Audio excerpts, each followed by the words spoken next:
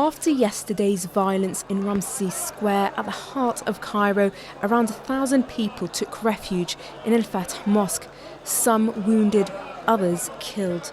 The mosque was heavily guarded. Central security forces lined the steps leading to the mosque and blocked the entrance to it. It took us over an hour to persuade the security forces to let us enter the mosque and film. And finally inside, residents, locals and relatives of the protesters were in the main prayer hall.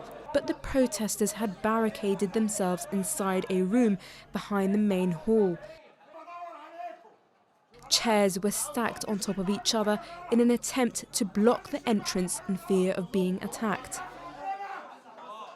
As a body emerges from the room, a mother panics that the body of the killed protester may belong to her son.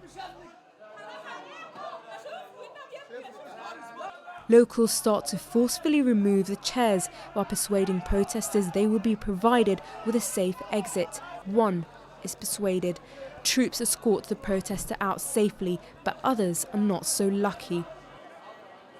Residents have grown angry towards the Muslim Brotherhood supporters, and that is the main fear for many of the protesters inside.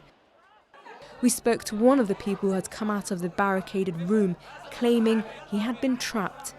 شلت واحد وعيل قد كده مصري وطلع بره عبال ما شلته ودخلت بصي لقيت اتحبسنا جوه. The general here assures us that their promise will continue to be kept. إن إحنا قلنا لهم إن إحنا هنعمل لكم خروج آمن وهنأمنكم لغاية لما تخرجوا هنوصلكم لأقرب وسيلة مواصلات أو لمحطة مترو.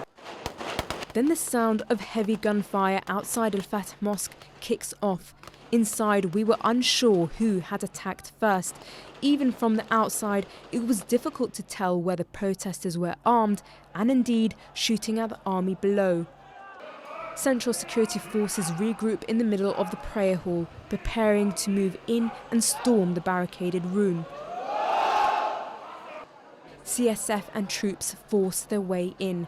Gunshots ring across the mosque, then two small explosions from above are heard.